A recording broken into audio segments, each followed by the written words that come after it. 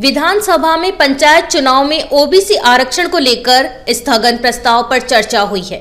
5 बार Congress party ने Jabalpur high court में stay के लिए रिट लगाई। जब 5 बार जबलपुर से स्टे नहीं मिला तो सुप्रीम कोर्ट में रिट लगाई गई। कांग्रेस की रिट पर सुप्रीम कोर्ट ने पंचायतों में जो ओबीसी को 27% आरक्षण है उस पर रोक लगाई है। कांग्रेस की वजह से ही सर्वोच्च न्यायालय ने ओबीसी आरक्षण पर रोक लगाई है, जिसके विरोध में बुधवार को पंडित दीनदयाल मंडल पिछड़ा मोर्चा के नेतृत्व में भाजपा कार्यकर्ता और पदाधिकारियों ने कांग्रेस के वरिष्ठ नेता कमलनाथ, दिग्विजय सिंह और विवेक तनखा का पुतला दहन किया। दरअसल माननीय सर्वोच्च न्यायालय में कांग्रेस सांसद विवेक तनखा द्वारा पंचायत चुनाव में ओबीसी आरक्षण के संबंध में एक याचिका लगाई थी, जिस पर न्यायालय ने फैसला देते हुए ओबीसी वर्ग के लिए आरक्षित सीटों पर चुनाव कारखाने पर रोक लगा दी। इसे लेकर भाजपा ओबीसी वर्ग को रोकने का प्रयास बता रही है और विरोध स्वरूप आज भाजपा कार्यकर्ताओं ने नीमच के फव्वारा चौक पर जमकर नारेबाजी करते हुए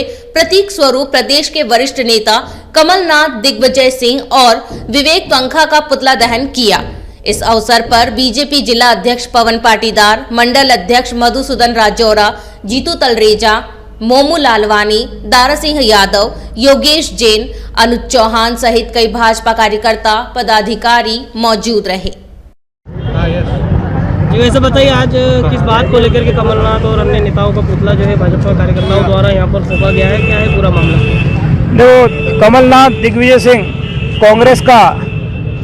वरिष्ठ नेतृत्व ओबीसी वर्ग के लोगों के अधिकार छीनने की दिशा में और इस चुनाव में ओबीसी वर्ग के लोग प्रतिनिधित्व नहीं कर पाए, इसलिए उनने कोर्ट में जाकर और चुनावों को चुनौती दी और जिस कारण से ओबीसी सीटों पर जो चुनाव होने थे वो चुनाव अभी हाल फिलहाल के लिए स्थगित हो गए हैं। परंतु भारतीय जनता पार्टी की सरकार, भारतीय जनता पार्टी के मुख्यमंत्री, भारतीय जनता पार्टी के प्रदेश अध्यक्ष ये अन्याय नहीं होने देंगे। भारतीय जनता पार्टी का प्रत्येक कार्यकर्ता हमारे प्रदेश अध्यक्ष जी के नेतृत्व में हर मंडल पर, रोड पर और सड़क पर उतरकर कांग्रेस को ये चेता रहा है कि कांग्रेस इस प्रकार की कुटरचित योजनाएं नहीं बनाए, इस प्रकार की षड्यंत्रकारी योजनाएं नहीं बनाए, जिसके कारण से जो आज लगभग 50 से 55% ओबीसी वर्ग की जो संख्या है वो चुनावों से वंचित रह जाए और उनकी इस योजना को हम भारतीय जनता पार्टी के लोग सफल नहीं होने देंगे और उन्हें ये बता देंगे कि पिछड़ा वर्ग का प्रतिनिधित्व आवश्यक भी है और पिछड़ा वर्ग वो चाहे प्रतिनिधित्व नहीं करे तो कांग्रेस के चाहने से कुछ नहीं होता। भारतीय जनता पार्टी के लोग और भारतीय जनता पार्टी की सरकार और भारतीय जनता पार्टी का संगठन संघर्ष करेगा, परंतु किसी भी स्थिति में पिछड़े वर्ग के व्यक्ति को चुनावों से वंचित नहीं रहने देगा और वे भी चुनाव में आएंगे और पंचायत सरकार का प्रतिनिधित्व करेंगे। अभी जैसा कि न्यायालय के आदेश पर चुनाव स्थगित हो गए, इस प्रकार से जो है आप लोग आगे की तैयारी करेंगे? नहीं, चुनाव स्थगित हो गए हैं ओबीसी वर्ग की सीटों पर, ओबीसी वर्ग की सीटों पर स्थगित हो गए हैं, पर चुनाव होंगे और हमारी तैयारी, जैसा कि मैं हर बार कहता हूं कि भारतीय जनता पार्टी का कार्यकर्ता हर पल 24 घंटे